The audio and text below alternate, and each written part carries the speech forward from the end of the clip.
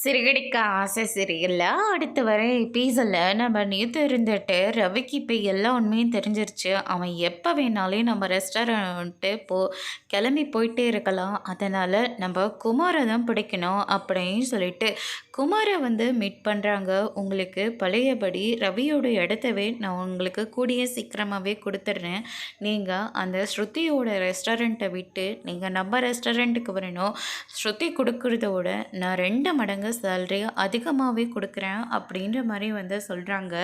அதுக்கு அடுத்ததான் வந்து பார்த்திங்கன்னா திடுதிப்புன்னு இப்போ சொன்னால் என்ன மேடம் அதுக்கு அர்த்தம், ஒருவேளை ரவி சார் இங்கேருந்து போகிறேன்னு சொல்லிட்டாரா அப்படின்னு சொல்லிட்டு கேட்கவும், ரவி எப்படியும் என்னை விட்டு போகவே மாட்டான், இந்த ரெஸ்டாரண்ட்டை விட்டு கண்டிப்பாக அவனால் போக முடியாது, அதனால் ரவியோட இடம் கண்டிப்பாக உனக்கு தான், ஆனால் அந்த ஸ்ருதியோட ரெஸ்டாரண்ட் நடக்கவே கூடாது, அது சீக்கிரமாக இழுத்து மூடணும், நீங்கள் சாப்பாடை ரவி மாதிரி டேஸ்ட்டாலாம் செஞ்சே கொடுக்கக்கூடாது, சாப்பாடு உப்பு இல்லாமலையோ இல்லை காரம் இல்லாமலையோ ஏதாவது ஒரு மிஸ்டேக் பண்ணிக்கிட்டே இருக்கணும், யாருமே அந்த ரெஸ்டாரண்ட்டுக்கு சாப்பிட வரக்கூடாது, உங்களுக்கு எவ்வளோ பணம் தேவையோ அவ்வளோ பணமும் நான் கொடுக்குறேன் அப்படின்னு சொல்லிட்டு நம்ம நியூத் இருந்துட்டு குமாரை வந்து வேலை பேசுகிறாங்க.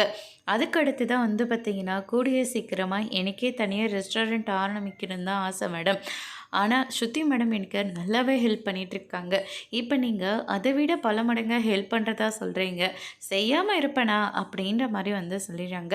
அதோட இன்னைக்கான பிரம்ம முடிச்சிருக்காங்க. ஸ்ருதி இதிலேருந்து எப்படி மீண்டு வர போகிறாங்கிறத வெயிட் பண்ணி